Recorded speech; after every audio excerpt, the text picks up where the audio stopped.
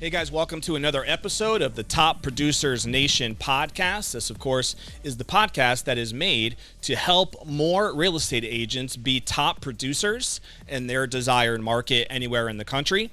You can go to topproducersnation.com to see all of our online resources to help you do just that. That includes courses and training and coaching calls and built out software to help you get leads, close leads, and make sure that you build out the lifestyle that you probably became an agent for to begin with. So check all that out at topproducersnation.com. We are powered on a local level by our Tampa Bay Real Producers franchise, and that franchise features the top 500 producing real estate agents here in our Tampa Bay market out of over 24,000 licensed agents in this local market. Our guest today here in studio was one of those recent agents who we just featured in Tampa Bay Real Producers as an up-and-coming rising star in the market, and that is none other than Bianca McRee with Keller Williams with the Judy Post team. And as you can see, her article over here, she was featured just recently in one of our upcoming issues. Bianca, it's good to have you on the show. How are you? It's good to be here. I'm doing great. How are you? I'm doing well. It's good to have you here. I know we've tried to get you to a couple of events. We've had conflicts with schedules and stuff, so I'm glad we can finally work it out, and it's good to meet you in person for sure. So congratulations, of course, on the feature. And for people who didn't get a chance to kind of check it out yet, we'll kind of just start with your background a little bit. So did you grow up in Tampa? If not, how'd you get here? No, I'm from Jersey City, New Jersey. Nice. You can tell me you're sorry for me. It's okay. I love Jersey City. I had an uncle that lived there for many years. So I was born there, and I was there until about 17. Graduated high school with an academic scholarship, and I decided I wanted to move here. Okay. So, did you know anyone in Tampa, or so I had family here. Your name? Yeah, I had family here. So, between Tampa and St. Pete, I have some uncles and aunts and cousins. Okay. And so I took my academic scholarship, and I actually attended the University of Tampa for 2 years, and then I finished I'm a fellow up. UT grad myself. Are you? Spartan in the house. Yeah, Nice. absolutely. Whoop, whoop. So, I actually didn't graduate. I graduated from St. Leo. Okay. Yeah. That's all right. It still counts. Yeah. It's all good. What were you majoring in at school? So initially I was a bio major, biology, and then I graduated with a social work degree. Okay. So I went into social work. So real estate wasn't necessarily the focus at that time. It wasn't even a thought. Mm-hmm. Yeah. And what got you interested in real estate then? So with my ex-husband for 11 years, and he had a job at the time. He was in the millwrights, so he worked for the union. So he was gone a lot. It was like 6 to 9 months out of the year, and we wanted to start a family. So he was like, "Well, I got to do something to be home," and he went into real estate. And he learned very quickly that he's not much of a relations guy. Yeah, I've always been the social one. So he chased me around for a year and was like, you're made for this. Like, I need you to work with me. Like, I think we could build a team. And because it was just so hard for me to leave social work. I ran the veterans program out of Baycare. We had a rehab out of Baycare. Okay. And it is a high reward, low paying job. And so you're definitely don't make what you're worth, Sure. But the impact is there, and my heart was there. So finally, and it's a lot of hours in that. And I was like, I guess I really need to get serious because we are planning on having children. And so I saw that real estate might give me the finances and the flexibility that I needed, but I could still help people. I would still have the time to still be involved in the community. And so that's what I did. So it was a little bit of a part-time commitment at first. No, it was full time, but it allowed me the flexibility to still be a part of. So there's a church that I attend that's also a part of like the community out there, and they have homes for like people in recovery and veterans and things like that. It's a Ruth and Boaz house. Okay. So it's like part sober living, faith-based. Yeah. And so I was able to love help. the name. That's fitting. Yeah, right.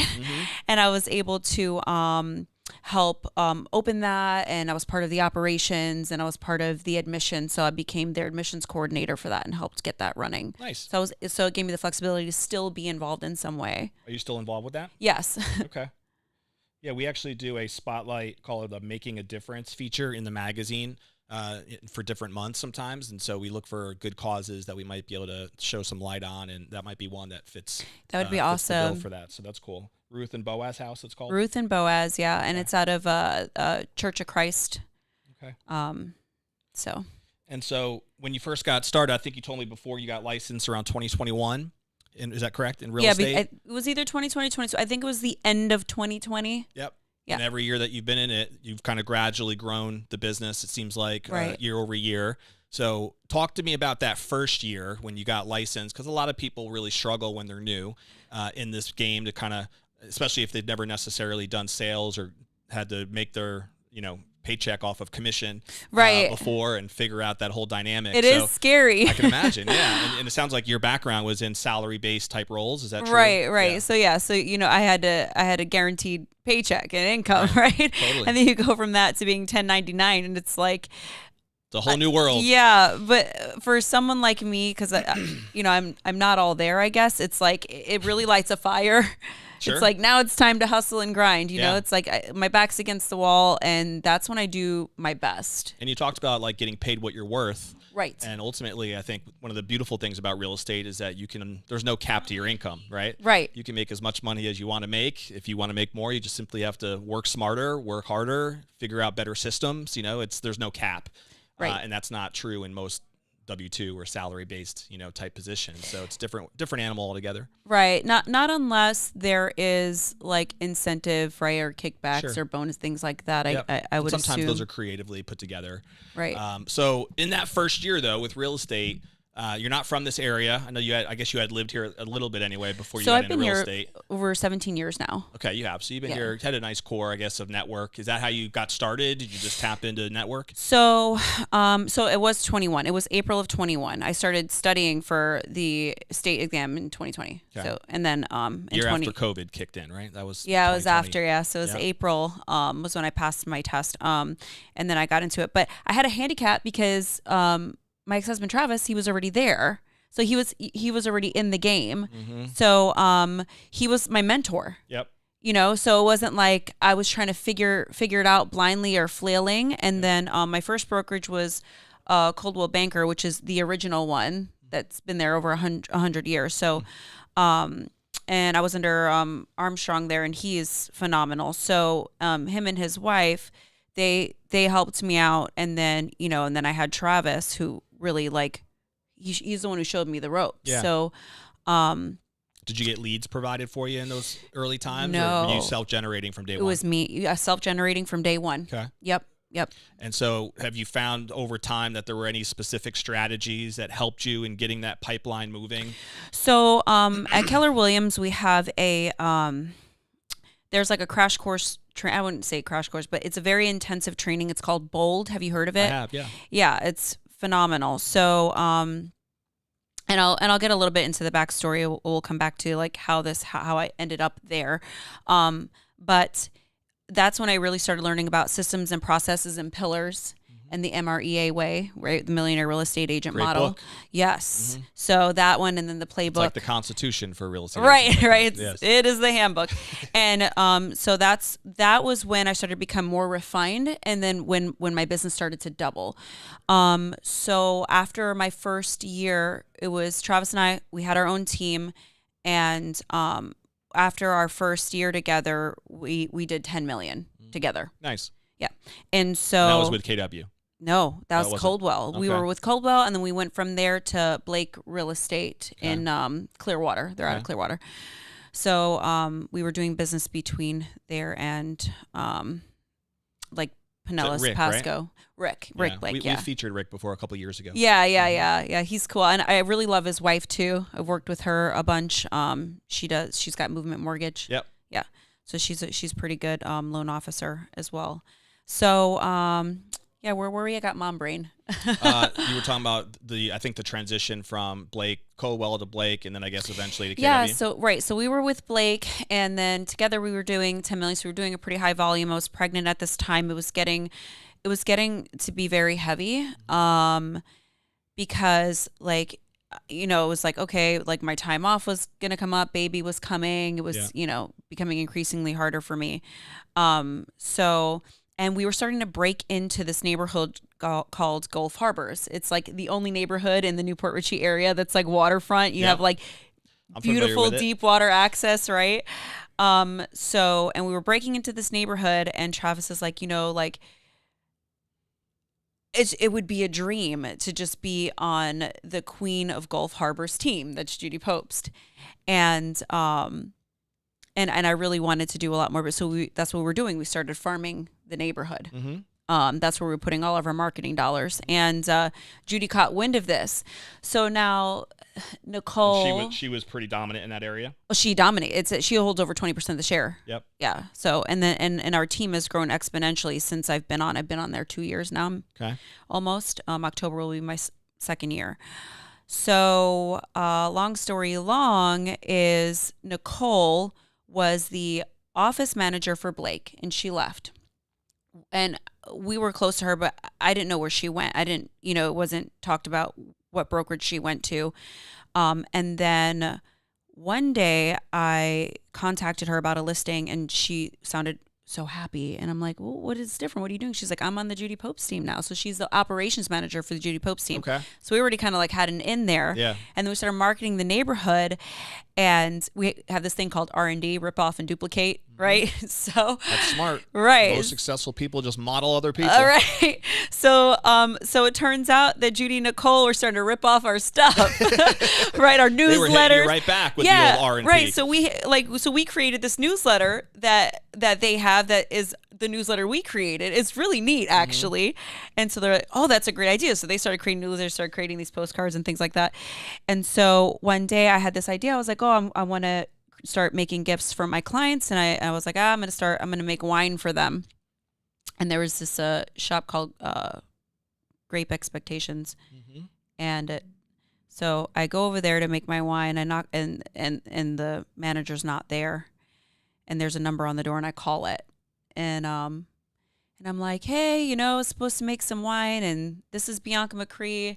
And the woman on the other line is like, Bianca McRee? And I'm like, yeah. She's like, I know who you are. And I'm like, wait, who is this? And she's like, it's Judy. I'm like, Judy Popes? Judy was there hanging out, huh? She was the number on the door. Uh-huh. And she wasn't there yet. She's like, you wait right there. I'll be right over.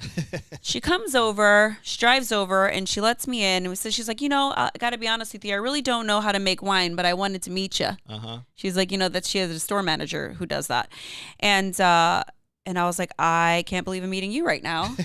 and I'm like, I can't believe that you know me. I'm a little fish. She's like, well, you've been making some waves in the neighborhood and this, we had a chat. And she says, do you ever think about leaving your brokerage? And I said, I do. I do. And she's like, you ever think about being on a team? Here's our dream, right? Yeah. Come into life. And I said, well, it's funny that you didn't ever have to take necessarily the initiative to connect with her directly, like the way that it all kind of worked out with her. Right, divine. Yeah, working on the back end, it was all meant to be, I guess. Right, and I was like, yeah, and she's like, well, let's chat. She's like, I'm heading out to Georgia from this state to the. I said, I'm going to Georgia from this state. She's like, where are you going? I'm like, Blairsville. She's like, I'm going to Blairsville. Oh wow. Yeah, a little no town in like nowhere, Georgia, right? Yeah. So we meet up in Georgia. In mysterious ways, doesn't he? Right. We meet up at the same festival in Georgia. Wow. And then we get back and the rest was history. It was, we were on the team. Very cool. And then we've helped grow it and helped with marketing. And it's really, how many agents are on the team now? So when we started, I think there was 4 and I think we're up to 8 now. Nice. Okay. Yeah. So are you focused as well on that side? Do you help recruit and help build the team, or are you just focused on self-production? It's a unanimous decision. Yeah. It's we have an agent that might be a prospect, and then Judy has her own interview, and then she leaves it to the team to make the final decision. I gotcha. Yeah. Cool. Since you joined the team, and I think there's a lot in what you just said there. What I took anyway was a lot of times when new agents struggle, they don't understand the importance of finding a mentor, right? So you had some success, obviously, even before you met Judy. But I'm assuming since you've connected with Judy and been part of that team, your success has accelerated. You've said that yourself. Yeah. And so that power of a mentor, I think, is an important lesson for people to flush out and understand, and why that's so critical, especially when you're newer. Absolutely. Yeah. And the truth is I've had several coaches and mentors. Sure. Because I've learned something different. I haven't kept the same one. Yep. But I've learned, and Judy is a mentor for me, but I've also had real estate coaches. Yep. I've had probably 4 or 5. Yep. Yeah. No, it makes sense. What would you say is the biggest impact since joining Judy's team that it's had on your business? Specific systems or anything different? Yes. Yeah. Definitely systems and leverage. Leverage has been the biggest, because there's nothing like having the support of a team, right? Because I don't know what it is. Maybe it's like the social worker in me, or it's God. I don't know, that I attract like some of the toughest deals, right?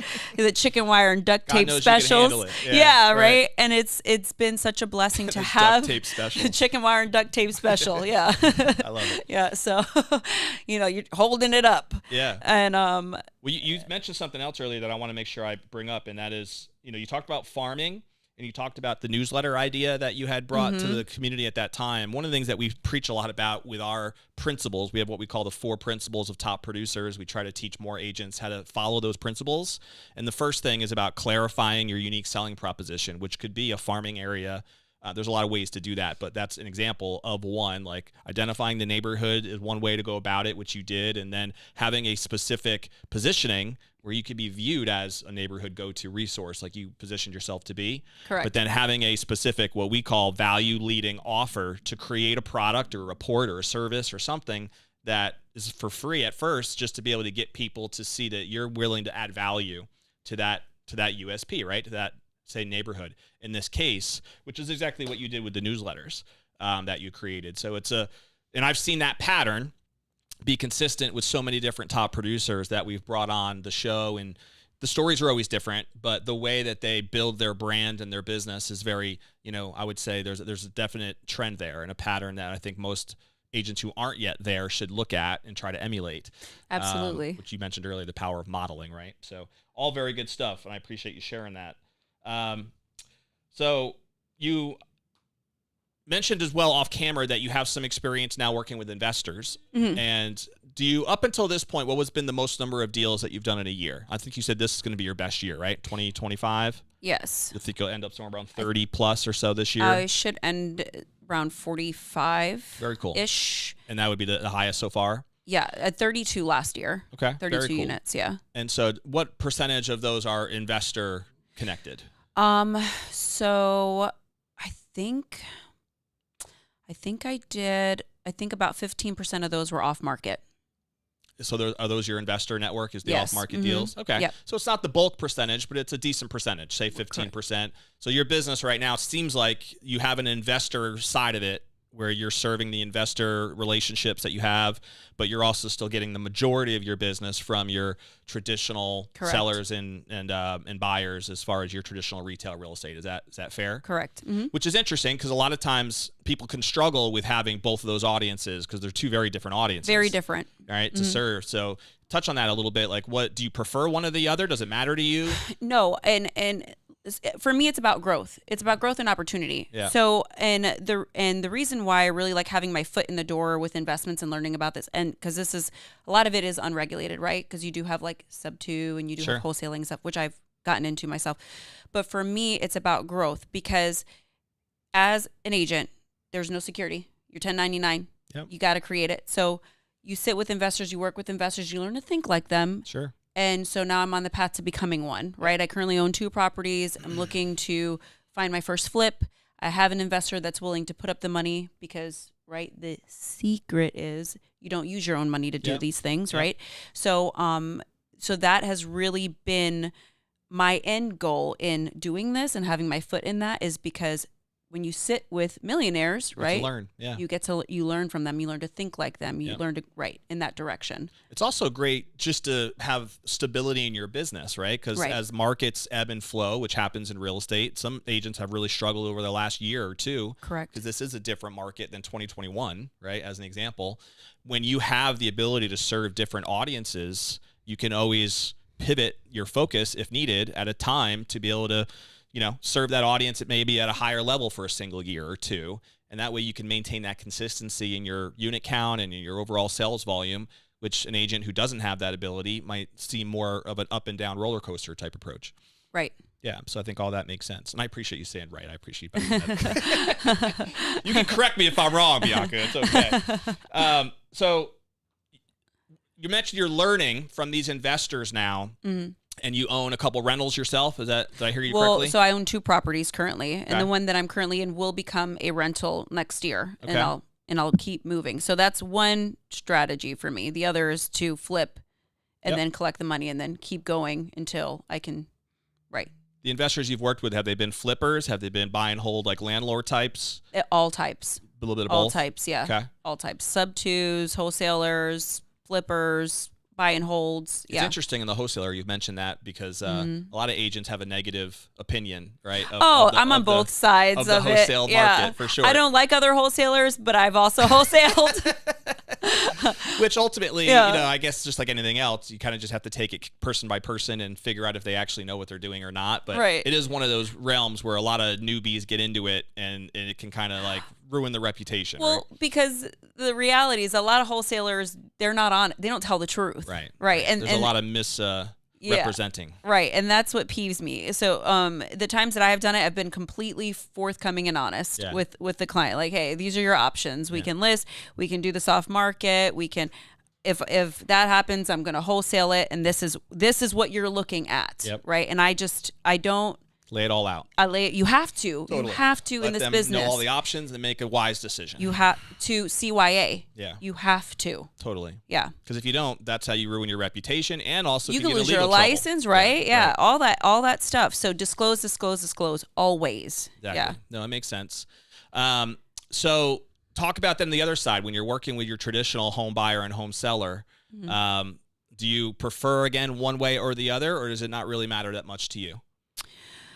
You mean to whether I'm on the listing or buy? Yeah. Well, whether you're working with investors, listing, buying, is there any preference that you have with any of the three, or? Not really. Got it. I mean, I love all of it. Where do you get most of your business from now? Is it all organic, referral based? So I'm on a team, so I do get leads from Okay. the team, and then I work my sphere very often. And then I have like a little bit of a social media presence. So I get leads that way as well. And Cool. then a lot of it's like referrals. I make, relationships with other agents. So I've gotten like out of state referrals, and then I refer to them if I have someone going there. Yep. That's been really neat. So I've cultivated those. It's all about relationships in Totally. this. Yeah. Yeah. Do do anything intentionally to meet more investors and to work in that space? Yes, but I'm very careful. Like I said, with the investor space, so what I've done is I've actually bought into a investor pool before. Okay. I've done like things like Investor Lift and stuff like that. And then from there I've met investors locally, and then meeting them locally, I decide if I want to add them to my personal pool and work with them. So I have like my own personal pool of investors that I trust, right? And then I've also like bought into a pool so that I can make build those relationships, right? Build it right. Is there a type of investor that you prefer to work with? Does it matter? I prefer to work with investors that are going to buy to flip and put back on, right? Okay. Because then I get double side, right? Makes sense. Absolutely. That's the preference for me. And then, like you said, you also might do some of that yourself as you're building that portfolio. Correct. And so forth. Cool. Yep. I get it. So now that you've been licensed, I guess 2025. So let's say 4 years in this business. I'm in my fourth year. Yeah. In your fourth year now. So has it been what you expected it to be when you got licensed 4 years ago? No, I had no idea what I was getting into. None. I guess in a much better way. My thought was I just open the door and say, you want to buy this house? Cool. Sign this contract. Yeah, like I really thought it was like that simple. Yeah. And what was the biggest thing you feel like was a surprise for you? All of it. Like deals falling apart and dealing with people's personalities and so I was really already think viewing it like a true consultant is usually the differentiator between most of the top producers and other agents that I don't think can really consult very well, if I had to put it that way. Yeah. Do you agree with that? I do. I agree with that mainly because like where I came from, right? I came from a clinical standpoint. Mm-hmm. So I already had the mindset of like my client, it's about my client. It was the fiduciary duty was already there, mm-hmm. right? That kind of vibe, I guess, or whatever, sure. or mindset sure. was already there for me. So, yeah, I mean, you pretty much said it, honestly. Like, yeah, deals falling apart is hard, and then dealing with, because real estate's emotional. Yeah, it's very emotional. No doubt. Yeah. And it's a different level of emotion when you're dealing with an investor versus investor. There's no emotion there. It's all numbers for the most part. For them, right? It gets emotional when their deals screw up, but right. That's a whole different conversation. But for our clients, most of the time we're dealing with their largest asset. Sure. This is their biggest asset, all the memories have been made, and right. All the money that they put in, like this is, for some, I've had clients where like this is where their retirement's going to come from, or this is what's going to bail them out of a hard, tough situation, or this is what's going to help them upsize to grow their family, or and things like that. Totally. Yeah, or dealing with estates, right? That one's rough. Yeah. But so because I have those skills, those people skills, those clinical skills, it's been much more beneficial for me to be able to de-escalate. And like, I love what Judy says. She says, you have to be the rudder in a stormy sea, right? That's smart. Right. Judy sounds very wise. She is. Yes. She's amazing. I'm on one of the best teams, hands down. That's very cool. Yeah. What does your vision look like for the future? Do you want to build your own team one day? Do you want to build Judy's team with her hand in hand? What are some of your thoughts on where you see things going? What I truly want to do is I want to build and hopefully part own the team. I love my team. I mean, it's become like home for me and their family. Yeah. So I would like to see Judy's legacy like continue and grow, and I would love to be a part of that. Very cool. Yeah, I'm thinking about like an expansion. I'm sure Judy would like that as well. Yeah, well, we've talked about like an expansion team. Like if maybe one day I would do like a branch of it and expand it south. It's awesome. It's one of the things I really like about real estate is you can get creative with so many different things. Obviously, how deals get done and structured, but even just the branding and how you want to build your organization and what you want that organization to look like and be sustainable for the long term. And are you going to share equity? Are you going to try to sell certain things? Like there's just a lot of different ways that you can get creative with it. And especially when you like who you work with and enjoy the culture, it makes it fun, I think, to build that way. Yeah, the culture is, I knew it was perfect for me, right? Because our culture is based on God, family, and then business in that order. So I love that too. yeah. Very cool. You guys seem aligned on that, so that's always a win as well.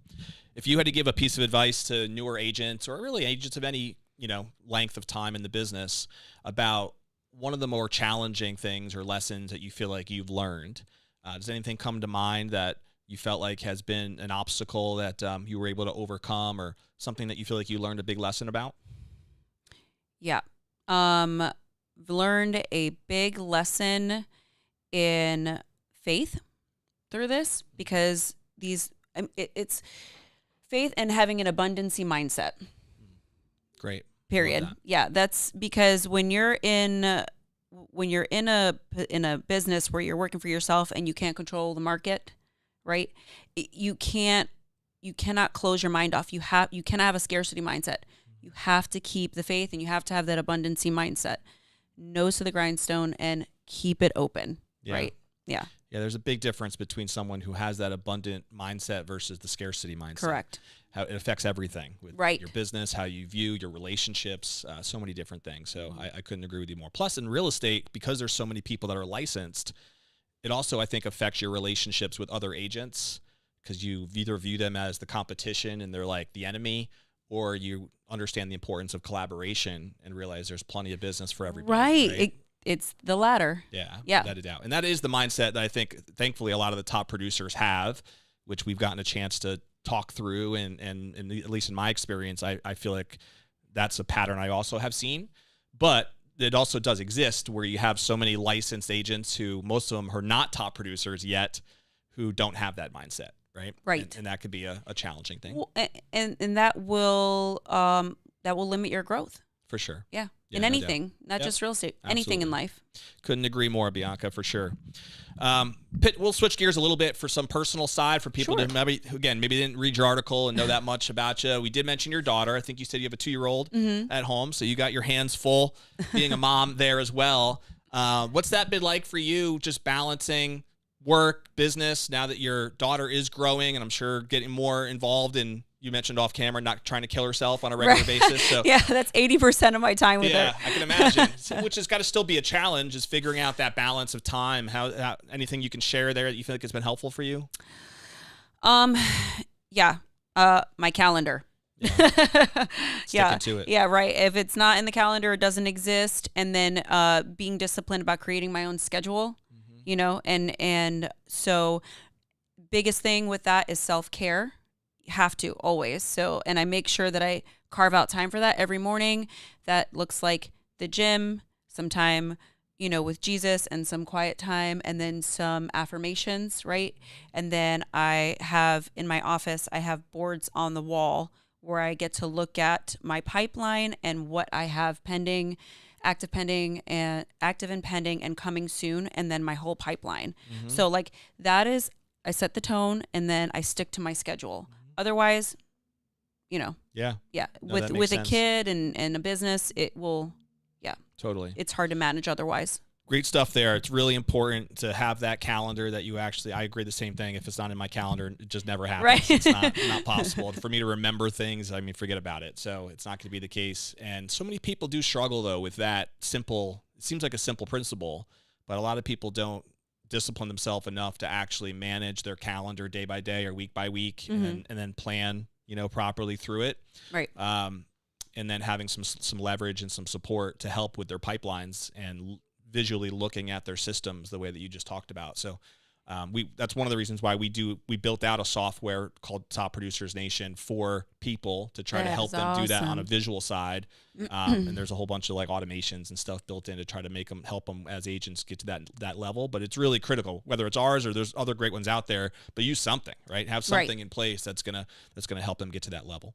Oh yeah, I agree. Yeah. So is that kind of like a CRM as well? It is. Yeah, that is awesome. Yeah, manages all their contacts. So it keeps you on task. Builds workflows. Yeah, email this. Yeah. Okay. Yeah, they can almost get rid of every other software that they need. It's all in-house, built in through calendar management, email management. They can even build funnels, websites. It's pretty robust. It's a powerful tool right there. Google My Business page. They can check all their reviews. Everything is kind of all in-house there. Yeah. Yeah. That's the point. Love it.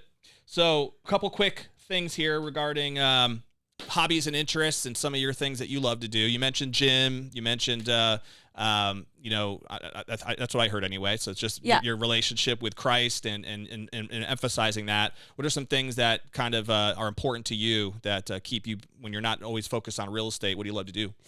So I mentioned that, I have a hand in the community still. So I do love that.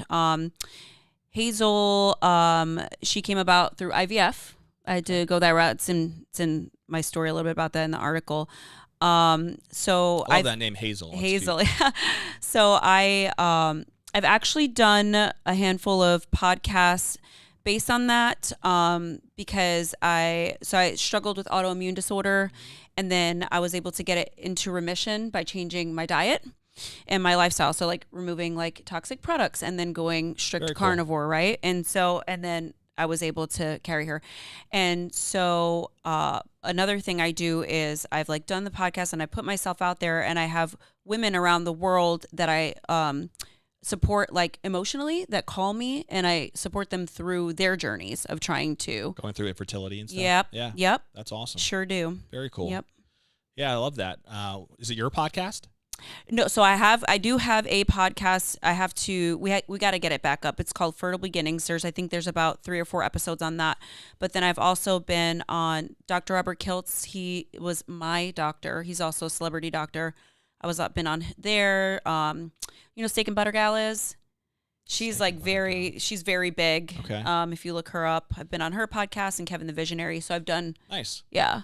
Years ago, I went to I'm sure you know Tony Robbins, right? Yes. So I went to a couple of his events, and he does like a health and wealth event, which was a total of 9 days. So it was pretty intense. This was down in Marco Island, and for the first 5 days, it was the health side of the event where we literally fasted for the entire 5 days. Wow, that's awesome. And only had some liquid diet, no food at all for 5 days, and it was probably one of the most transformational things that I ever gone through, because you had all these specialists coming in and teaching about some of the stuff you mentioned, right, with our diet and nutrition and the impact it has on everything. The right? microbiome, the glycobiome. The whole 9 yards. Yep, yeah. Yep, it was very eye-opening for me. Definitely made a big difference in just how we bought groceries, what we were looking for, our eating habits, and all that kind of stuff. So it was an eye-opening thing for sure. There's a great book called Life Force that Tony wrote, which really digs into a lot of that, and then gives a bunch of kind of up-to-date modern medical breakthroughs and all these different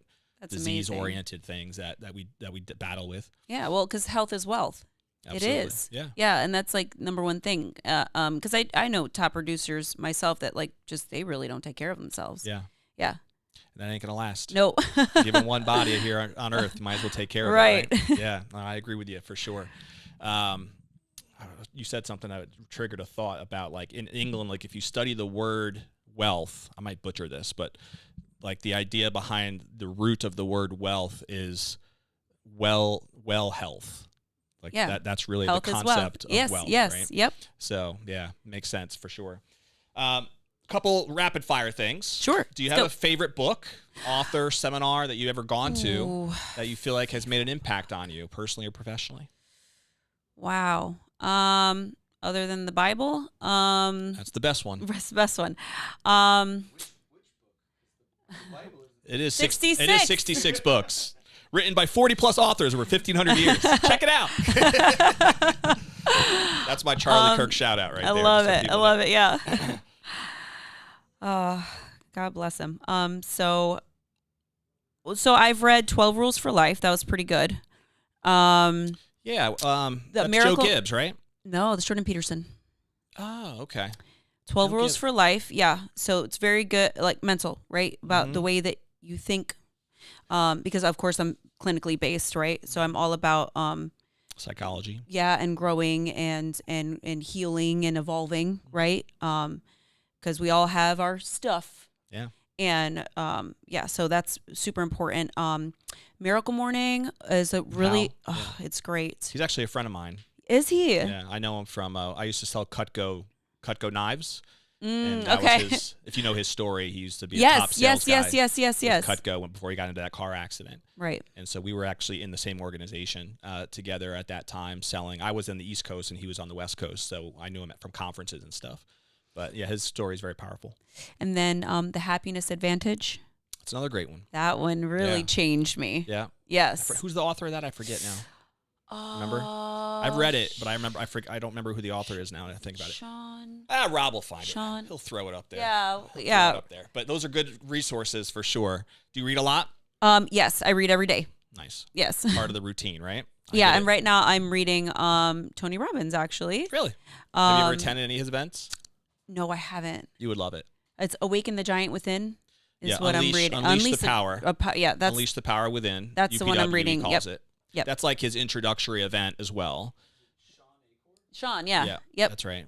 So UPW was a 3-day event that was the first thing I went to. That's where you walk on fire and everything, which is a whole other experience. Wow. So I'm a fire walker myself. Yes. And then from that, I did about, I think, 4 of his events: a business mastery, health and wealth mastery. He has a leadership academy one that I also attended. And then there's one other I'm missing. It's called Date with Destiny, which he does in Palm Beach. And that's like his kind of like UPW advanced. So really powerful stuff. Somebody in your background and from our conversation, I think you would really love a lot of his work. So I would encourage you to check it out sometime. Yeah, I'd have to get whenever. I know he was out. He was out here not too long ago, right? He's always all over the place, man. Okay. They travel all over the country. He's based out of Palm Beach, though. That's like his main headquarters. Yep. He does an annual trip to Fiji. That's Health and Wealth Academy. So they do one in Fiji, but they also do one in other locations. The one I went to was in Marco Island, but it was the same event, actually. Right. Mm-hmm. So that, and then you have Mel, who's like in the Let Them era, which has really helped me a lot, too. Mm-hmm. Yeah. Yep. Well, the power of the mentality is definitely the driving force behind like Correct. Our belief systems and how we, accomplish the things that we try to get to. It's not possible if you have those mental blocks. Correct. So identifying them is definitely helping you get to the next level.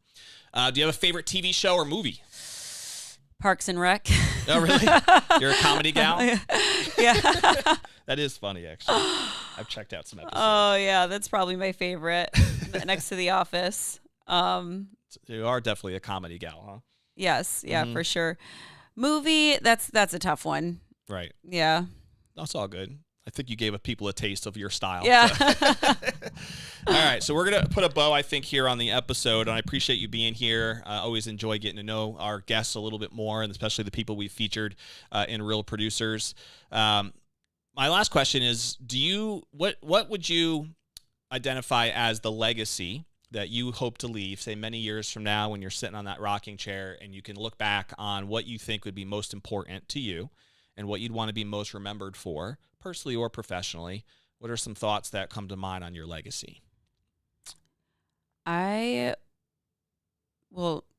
general, and also for my children, I would like to be remembered for my faith and just for always being the kind of person that is always available to help anyone. Mm-hmm. That's just really serving others. Serving others, right. I think you're in the right industry for that. The top agents seem to serve pretty well, and it's the right mentality for sure. No, we rise by lifting others. Amen. I agree with that. Well, Bianca, it was a pleasure. If somebody wanted to pick your brain, follow up with anything that you might have mentioned on the show today, what's the best way for someone to reach you? They can. You can find me on Facebook, Bianca McRee. Add me, shoot me a message on my personal page, not my business page. I get a lot of spam on there, so I'm very weary. Can do that anytime. Just hit me up on Facebook. My information's there. Reach out. Very cool. Yep. Well, don't be a stranger. You're invited moving forward to our different MVP socials, and now that you've been featured, you're part of the family. So hopefully we'll see you at some of those events in the future. I know it's not always easy for you to make that work, but hopefully we'll see you again somewhere soon.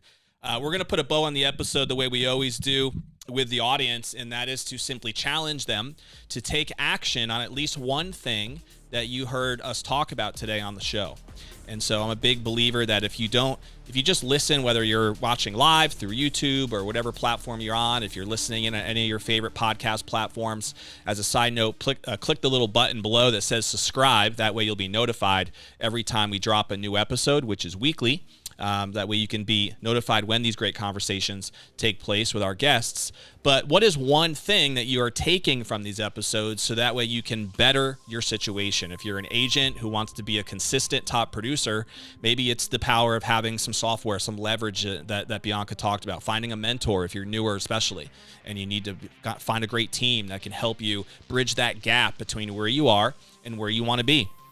Maybe it's as simple as picking up some of the book recommendations that Bianca mentioned with the 3 different book examples that she gave. Checking out, our platform if there's a need there to be able to, fill into ways that we can help you. Whatever it might be, but take action somewhere, right? Don't just let things go in one ear and out the other.